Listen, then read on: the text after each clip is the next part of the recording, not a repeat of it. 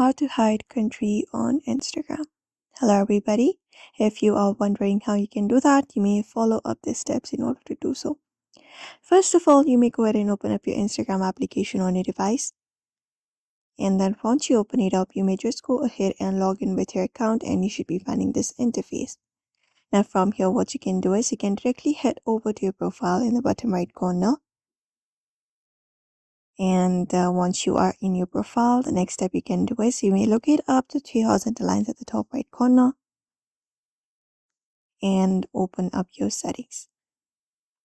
Once your settings opens up, you may scroll down from the given options and scroll to the section of more info and support, where you will be finding an about info section.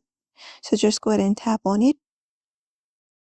And then once you tap on it, look for your about your account option on your screen. Just go ahead and tap on it. And when you go over here, it will show you the date joined. Including that, it will also show you your country if it is available in your recent that option.